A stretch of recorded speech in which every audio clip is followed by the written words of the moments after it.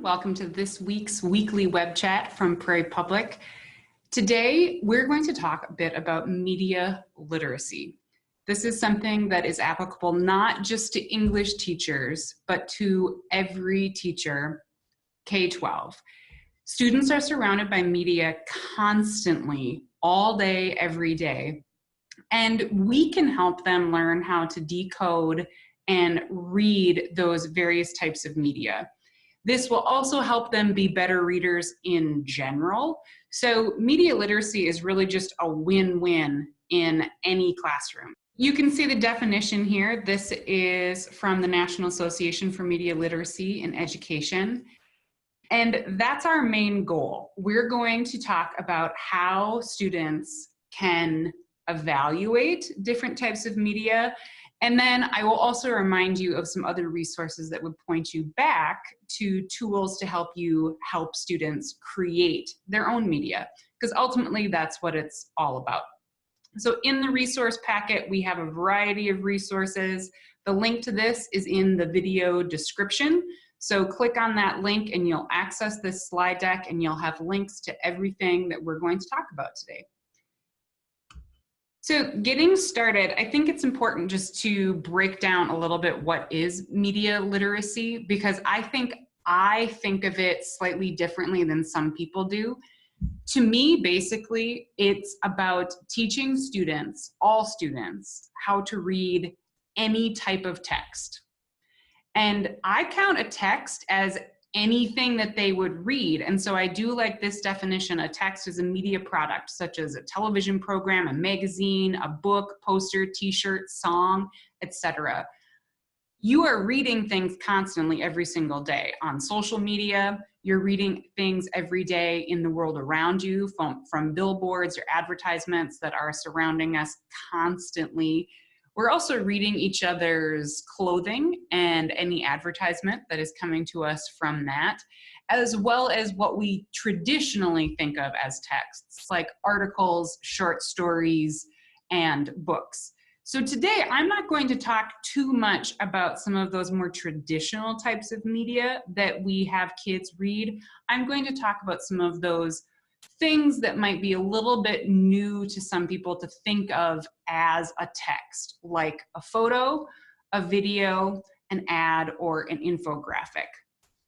And anytime we're talking about a text, whether it's a book, a magazine, an article, a Snapchat, a Twitter post, we always want to be thinking about who was the audience. Who was the author, the creator, the producer creating this text for? And that leads us and students into some very critical analysis. So we're always thinking about who is the audience, but also who actually produced this. Because everything that we're reading is produced, sometimes to a heavy extent, where things have gone through tons of editing and publishers and it's being marketed, and sometimes to not very great of an extent, like a social media post that you might throw up. So this link will take you to a nice little reference about media literacy from KQED and their framework. It has that same information I just shared. In addition, the link down here at the bottom will take you to some additional resources of key concepts, the framework, a very nice glossary of media literacy terms. This might be an interesting thing to ask students to explore and give them, see how much they already know. What is interesting to me about media literacy is a lot of this stuff is stuff that we already know. We just don't systematically think about it in the same way that we think about reading a text. So again, these texts, when I'm talking about media literacy and the text that we're reading, it's anything. And I like that this invitation, by expanding the definition of text, we're also expanding the resources that we can use in our classroom. So now that funny video can be brought into the classroom because we can read it as a text and we can connect it to the things that we're doing, particularly in an English classroom. But in a science classroom, in a math classroom, there's no reason why you can't bring in a photo that helps illustrate a technique or a concept that you're working on at the moment. And there's a lot out there. In addition, our students are constantly consuming this. So a lovely little classroom challenge is to open that door of what constitutes a text and ask students to bring in texts when they see something that connects to what's happening in school. I like this graphic organizer. It reminds us of just some of the steps to integrate media literacy into the classroom. To me, media literacy is not its own unit. It's not something that stands on its own. It's not like, today we're going to talk about media literacy, and then you do it for 2 weeks and you're done. Media literacy to me is something that is layered into everything that we're doing. So at the high school English level, we talked about media literacy. We also talked about different critical lenses when we're reading and analyzing literature. And a lot of those same lenses can apply to any medium. So whether we're taking a reader's response or historicism, if we're doing a feminist critique, if we're doing a biographical connection to the author or the creator of a text, all of those literary lenses that we use in English apply to all media, not just to books or articles. And so we really want to make sure, I think 2 is really key here. We want to make sure that students are analyzing media with the goal of creating their own media. One of the reasons why we make students read things is so that they can write their own comparable samples. So as we're talking about media, think throughout all of these samples, how could I be asking students to create that type of media? Once we've learned how to analyze it, how can we take that learning to the next step and really have them apply that analysis to creating their own work? There's lots of ways. I like Media Lit. Like I said, it's not a standalone subject. It's something that you bring in all the time. Because media connects to all of our content, there's no reason for this to be something that stands on its own. So these little reminders, this is also from KQED Teach, are very helpful to me. We're gonna start small, we're gonna start with easy things. These are also helpful to become bell ringers in the classroom. Start with a photo, have students read that photo, and have that then lead into the rest of the content. It's very easy to integrate different types of media while you're reading or studying a larger piece of media. So if you're reading Frankenstein, there are all kinds of little pieces of media that we can bring in while we're analyzing that larger text. And as I just said, encourage students, have this be a nice classroom challenge. Kids will connect to content that they care about. That's just pure and simple. And we've talked about that when we talk about building classroom connections.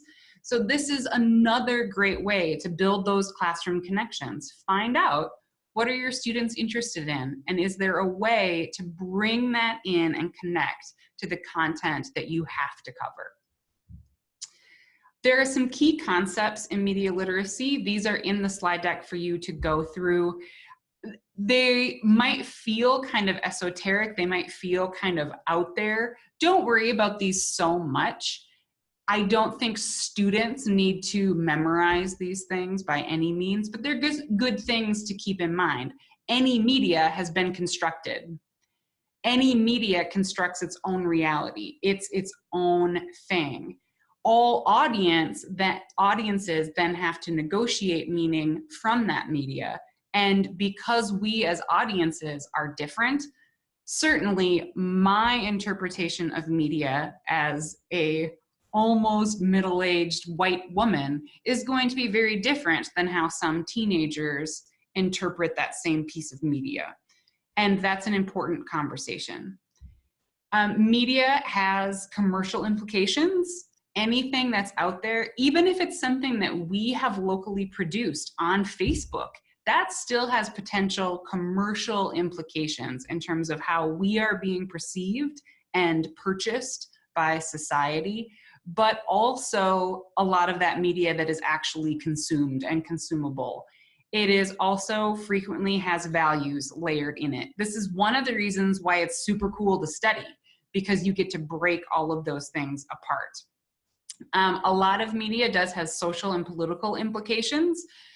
I personally think that's a good thing. I think opening the door to calm, rational, respectful conversations about social and political situations is one of our jobs as teachers. If students can't talk safely about tricky subjects in school, how are they ever going to learn how to talk respectfully in society about them? Right now, they don't have a lot of great role models in the media about how to talk respectfully to people with whom you disagree.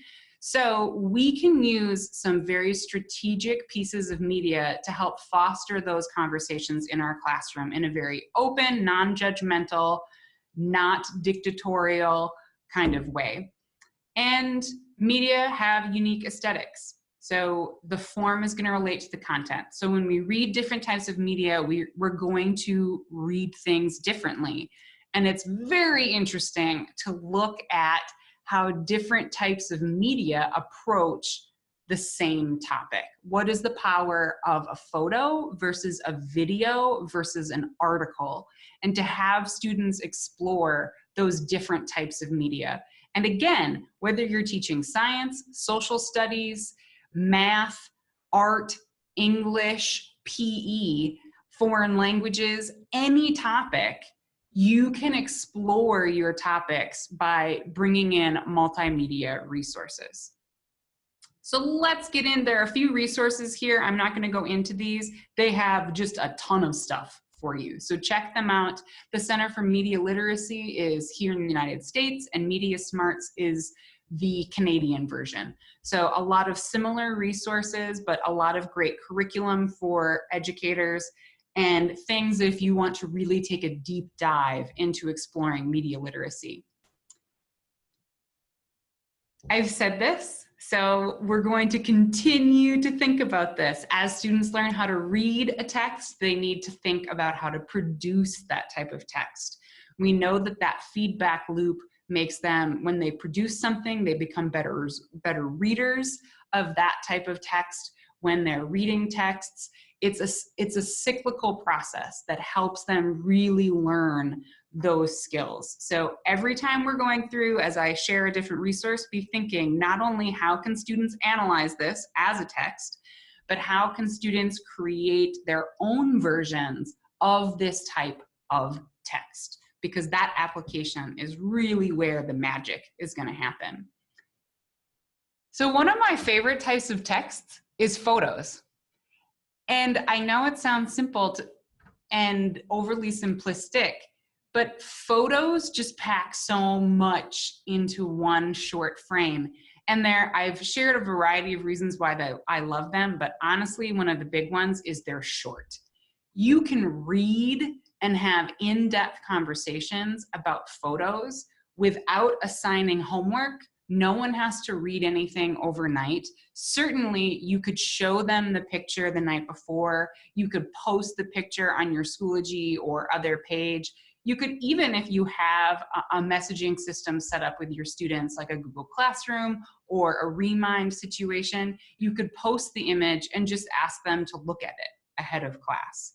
But that's a lot more manageable for kids than having to read 30 pages of something.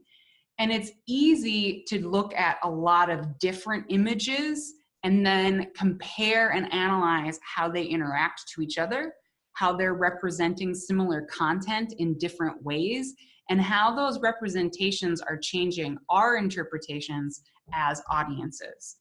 So I have a couple questions. For each type of text, I have some reasons why I think using those types of texts are important. And I've shared a couple of the questions that I would be asking my students if we were using that type of text. So let's take a look at a couple photos. I've shared some photo resources. I love this time collection. It takes you to all of the time photos. So what a great resource and great way for you to explore. But there are all kinds of ways to find great photos online. And I've also shared here, we have a couple collections on PBS Learning Media. What would a web chat be with me without me mentioning PBS Learning Media? But there are just so many great things. So I really like this Religions of the World photo collection, in part because I think it's a different way of looking at religion, looking at the images of a religion instead of just looking at some of the ideology. I think it would be a different door into a topic, into talking about a different religious holiday that might be coming up.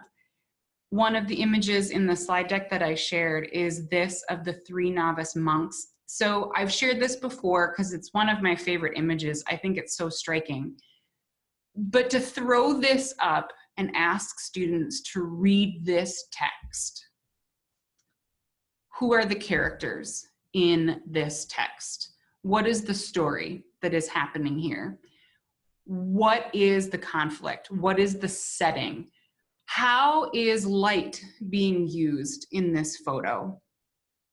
How is color?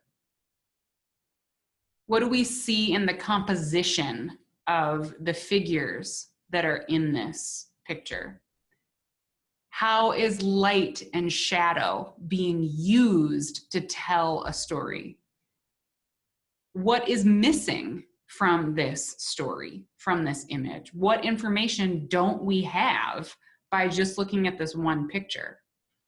I also love that pictures open a door for a lot of creative thinking, for kids to make predictions. What happened before this picture was taken? What happened after this picture was taken? We have no way of knowing, but what a nice way to kickstart some creative thinking in the classroom.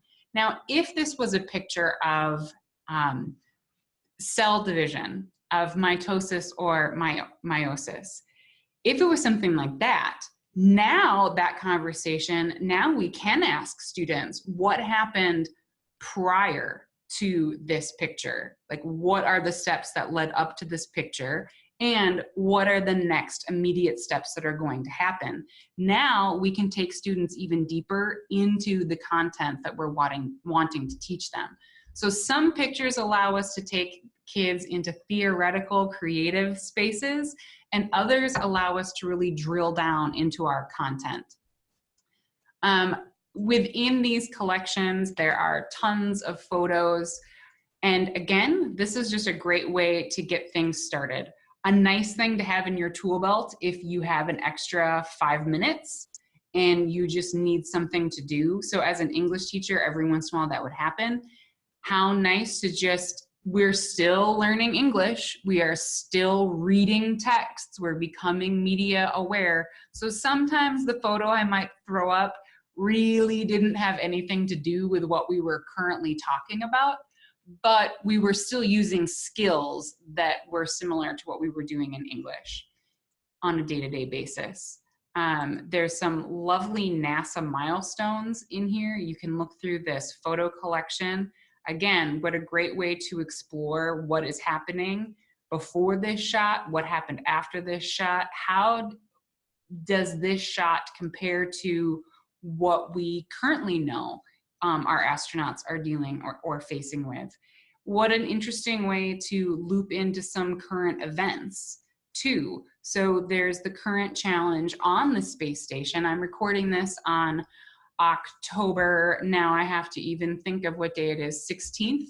And we know that we're trying to figure out how to get more supplies up to the space station for the astronauts who are currently there. So we have some images, we could have some news articles, and there are plenty of songs and videos and movies about exploring space. So now we can have this whole multimedia conversation around space, particularly if this is something that our students have expressed a previous interest in. I also like this idea of using photos as an entry to talking about interesting little topics. So this is one of my favorite stories about this man, a photographer, who set up a camera with this group of macaws, and this macaw technically took his own photo. He pushed the button and took this selfie of his silly grinning face.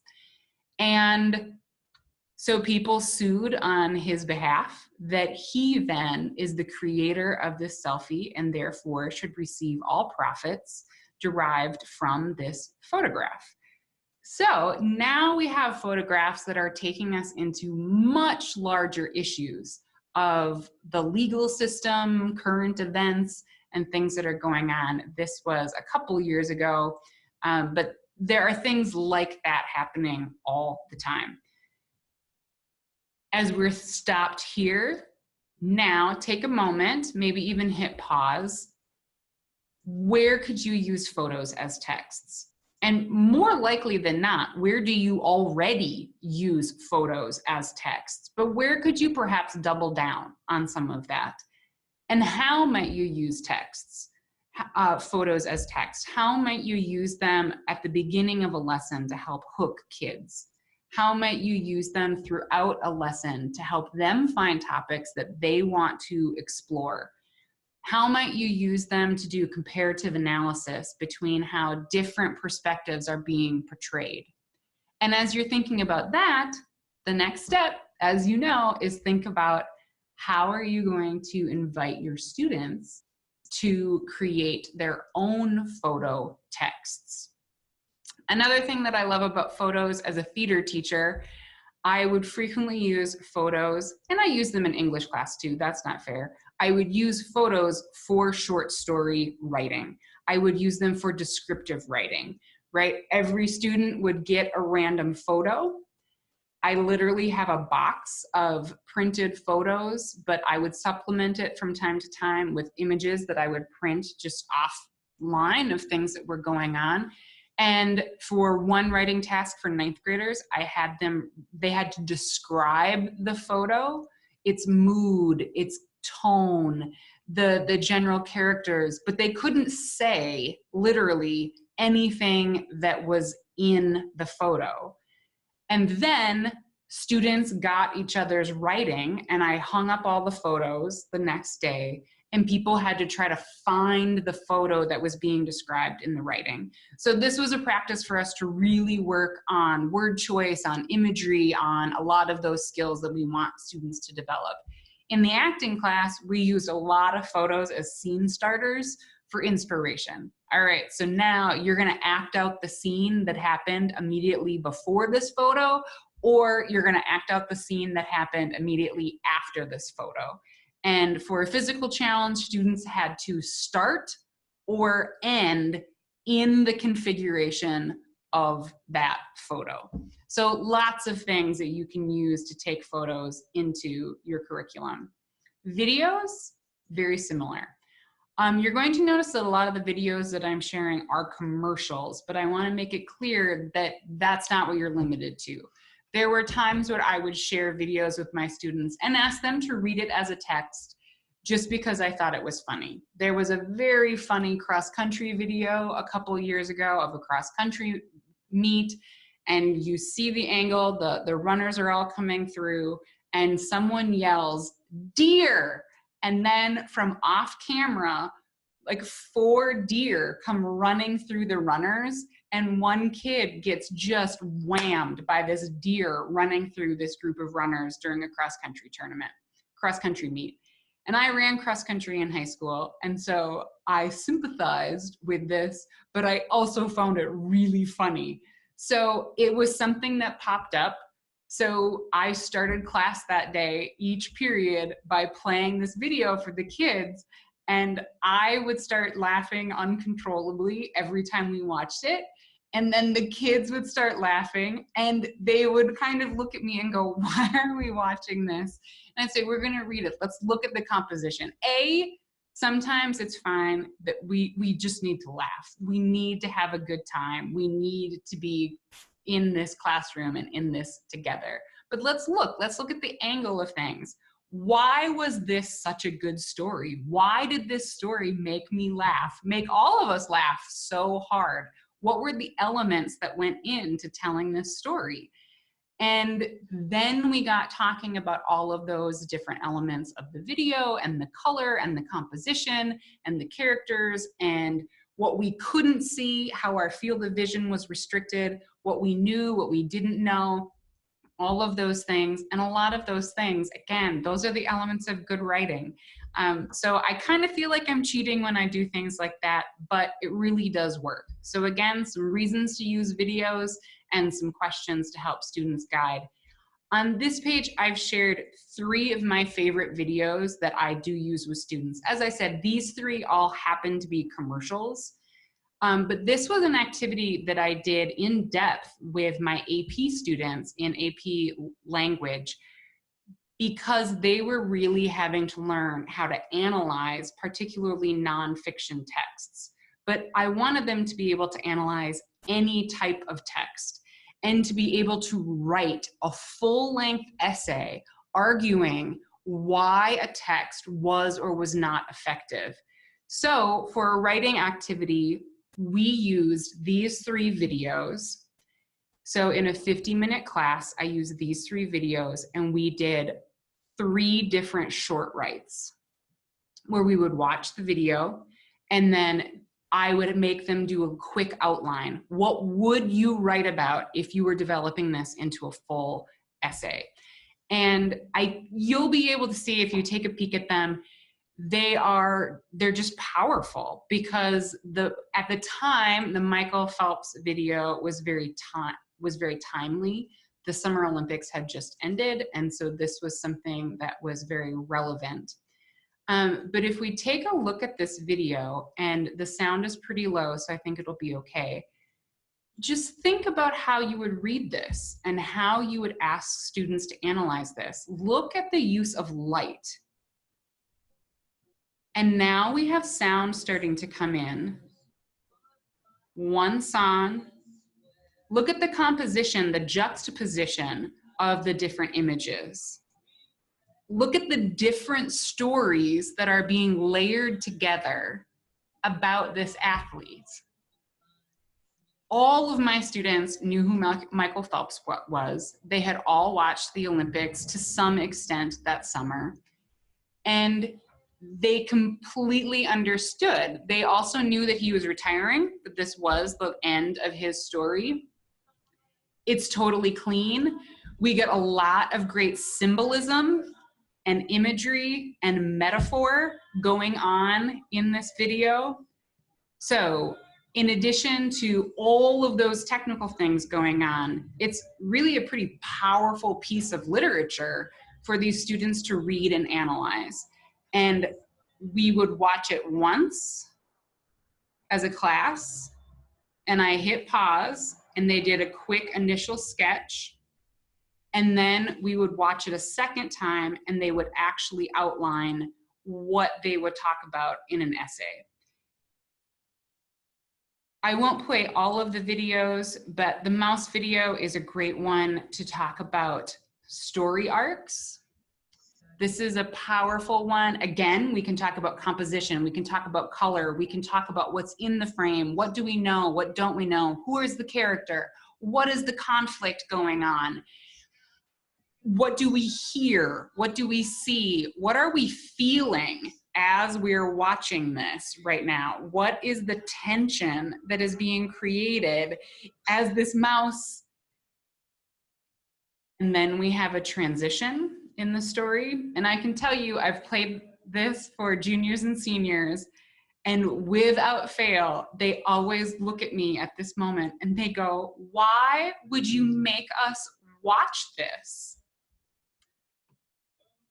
And I just tell them, trust me. Because this story has multiple layers to analyze, and we can have a full conversation about why this little story, this advertisement, is effective and powerful. We can read it as different types of audiences. We can read it as different types of viewers. but we're going to have a response no matter what. And it's just a cheese commercial. So those are some of my favorites. This last one, The Man in the Bathtub, there is a little bit of swearing in it, so buyer beware. I still played it for my students, but I gave them that caveat. Again, this was in an AP classroom. It is a man learning to speak English. I also can't watch the video without crying, so it's one of those commercials. But it was very, very powerful. And even the students who certainly, it was very clear that I was not condoning the swearing in the video. It still added to the analysis of that video. So one challenge that I would like to add is at any given time, there are commercials that are kind of the it thing. And I don't think that we as teachers should shy away from sharing those things and engaging in a conversation. Certainly, we need to be cautious of endorsing any ideology, any product, anything like that. But I do think things like the Nike Colin Kaepernick ad, if I was still in an AP English classroom, we would be analyzing that ad. We would also be having a very detailed conversation about who was their target audience and who were they not making that video for. And we would be having a conversation about watching that ad from different perspectives and asking them to watch it from different angles and to try to think, how would different types of audiences react to this product? So don't shy away from things that are controversial because they're controversial.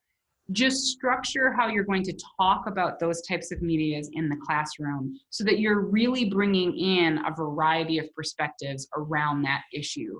If you approach it with that kind of respect, I have found that more often than not, students respond with similar respect. They appreciate that they're having an opportunity to have an adult conversation about something that's going on in the world right now, and to do so in a safe environment.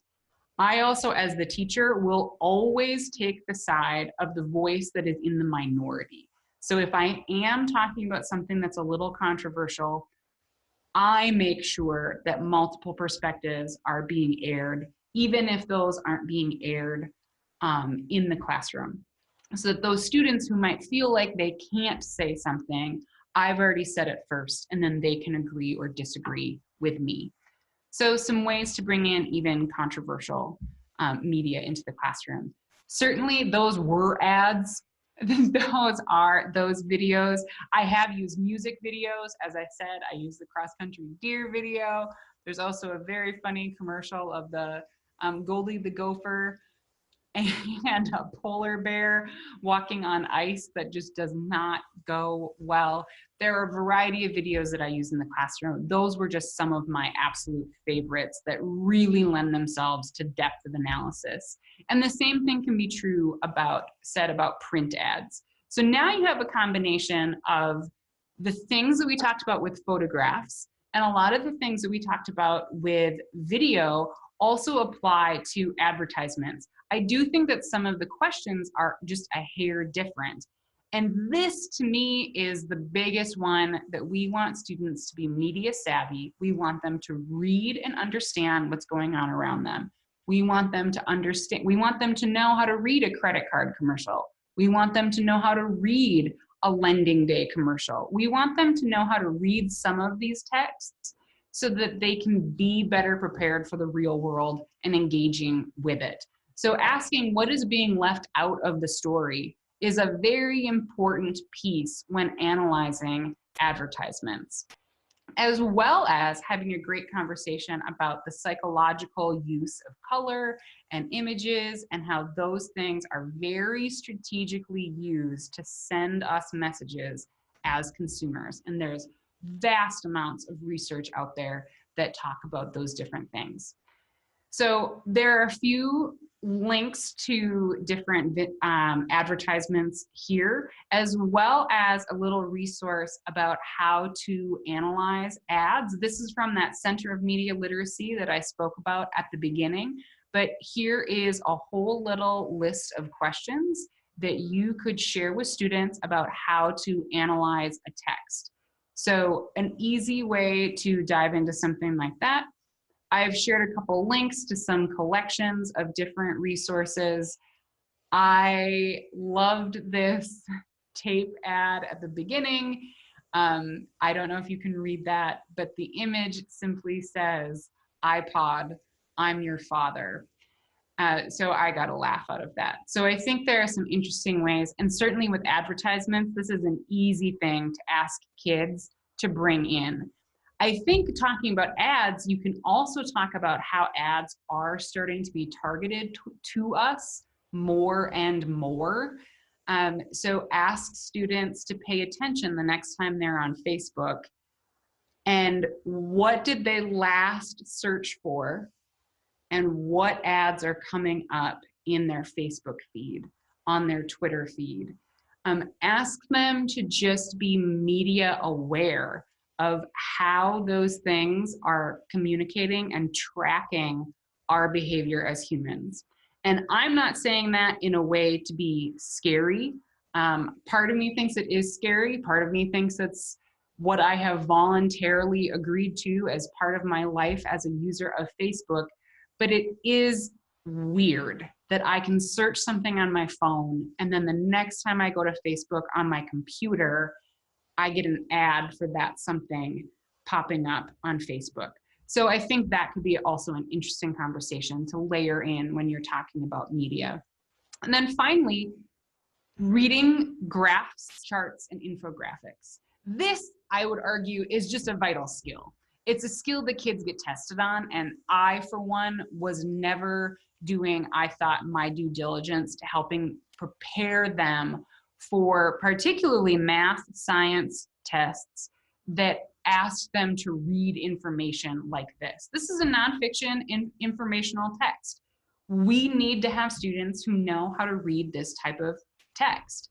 I think it's also important for them in these conversations to really start thinking about how statistics and data can be manipulated, how one graph gives us a story, but there are a lot of different ways that people will choose to interpret and present that story to us as viewers. So we need to think critically anytime we're hearing statistics and information. How is that information being gathered? Who has put that information together, and how is it being presented to us? What is being left out of that information? And why might the producer of that information want to give us something that is less than fully truthful? So I've shared a few different infographics. Infographics are so popular now that this is everywhere. But again, I think that this is a great way to tap into students' interests. Why not read a text about the Avengers and analyze how is color being used in this? How are they showing different changes? What's going on there? If you click on the images, it will link to the website. I found several of these from lemonly.com. And I liked this about reading and literature, the English teacher in me, of what has sold the most. Really no huge surprises here, although I was a bit surprised that Don Quixote was number 2. How are Americans reading? How much? What an interesting little debate this might lead to in the classroom.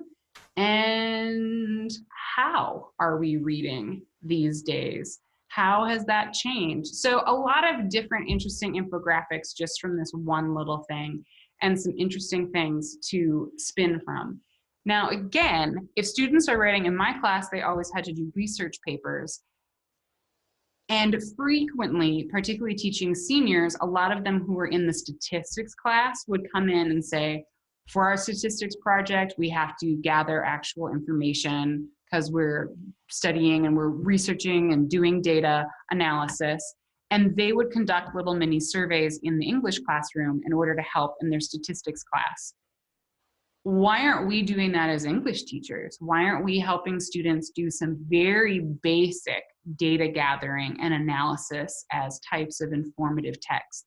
And how interesting for them when they're reading all of this information that someone else has researched and produced to layer in their own local information in addition to that.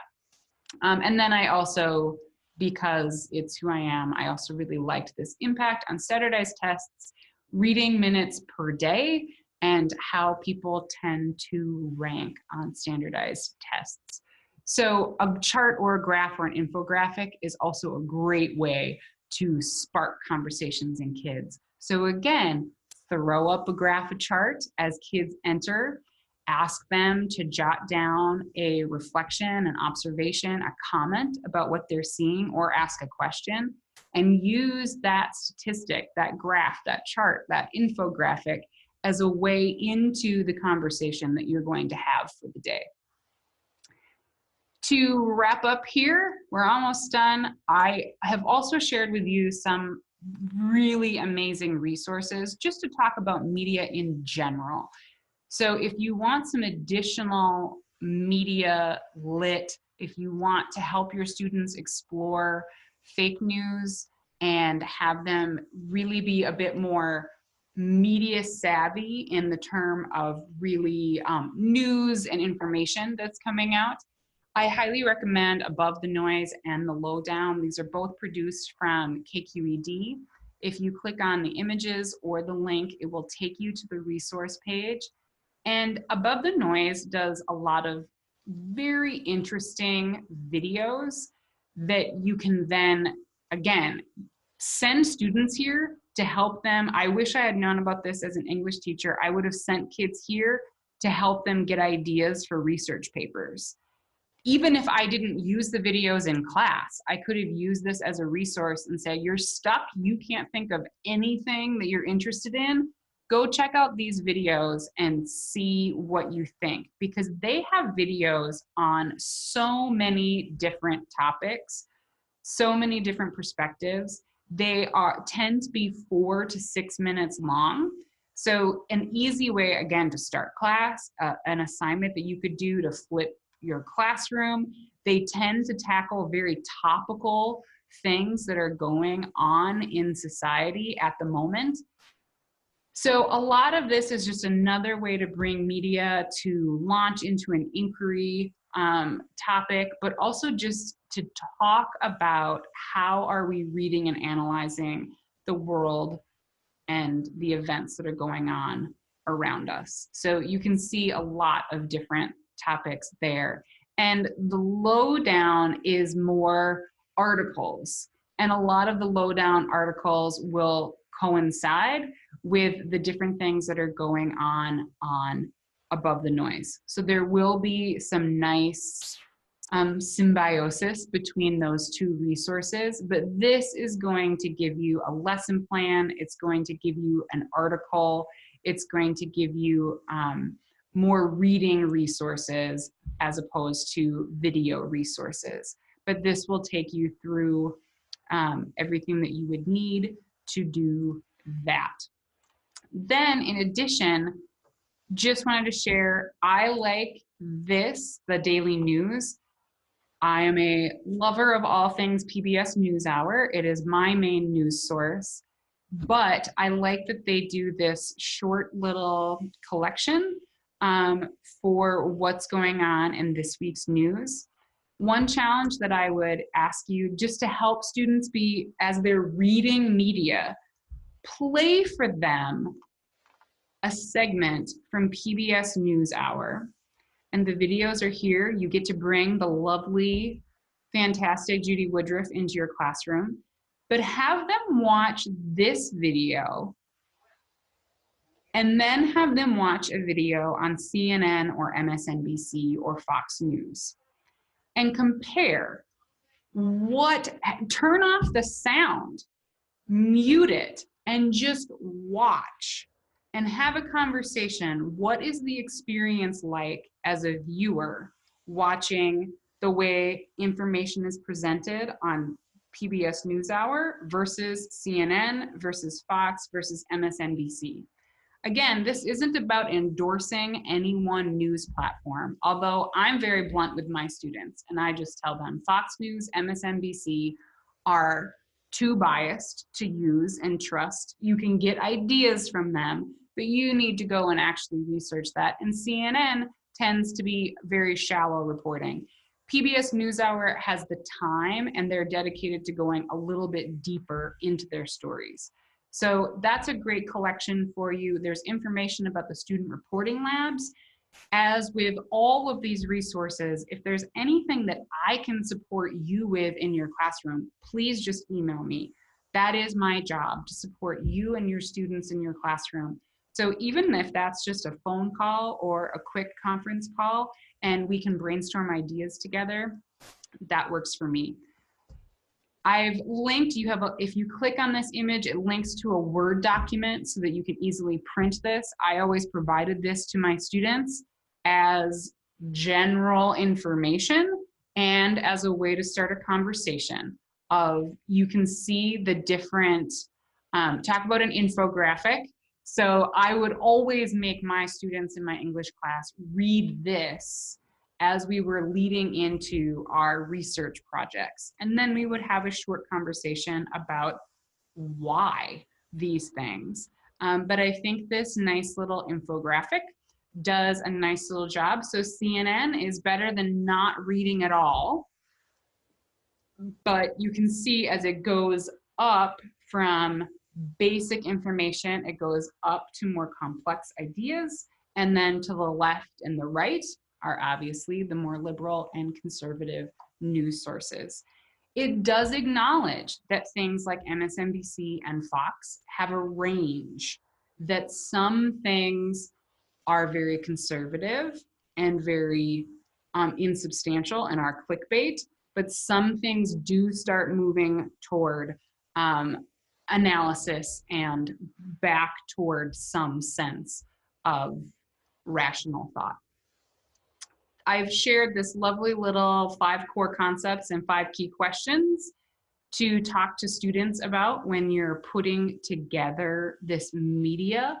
So I've given you a set of questions for each type of media. This is a nice general little quick guide for how to approach conversations of media with students. Finally, some additional training, KQED Teach, I've mentioned them several times. They do have a free online series where you can do a media literacy educator certificate and get some professional development. So depending on what the requirements are in your district for professional development and lane changes, check this out. This could be something that you get a certificate at the end of it to prove that you've done this training, and it will help you develop the tools and the skills to bring media literacy into your classroom as a whole. I've also shared just a couple additional resources of talking about media literacy. And that's it. And I shouldn't say that's it because that's a lot.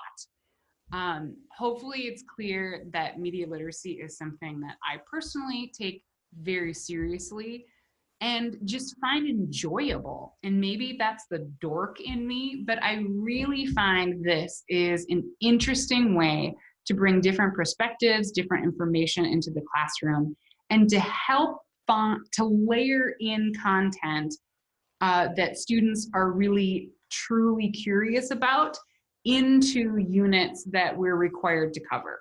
So I hate to say that, but there were still some things when I taught high school English that I was required to teach because it was part of the curriculum. I would love to get to the point that everything that I taught was driven by student choices, but I also live in the real world.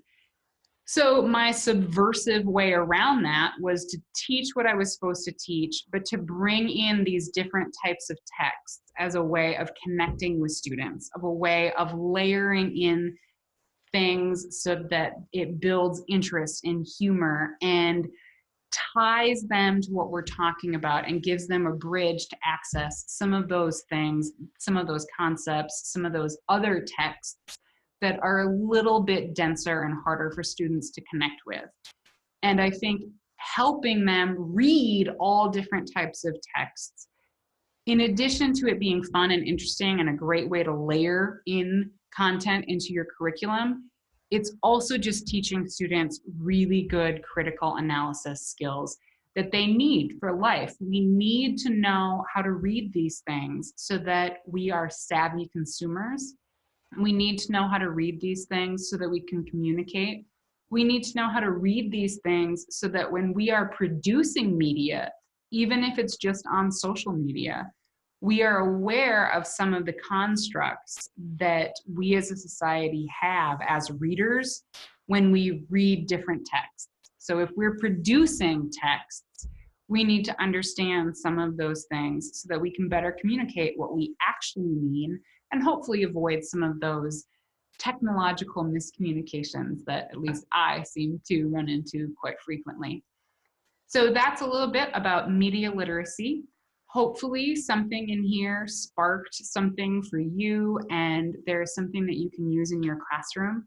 Again, feel free to reach out to me anytime via email, and I would love to help you develop some ideas about how to bring more diverse media into your classroom and help students learn how to read those types of media.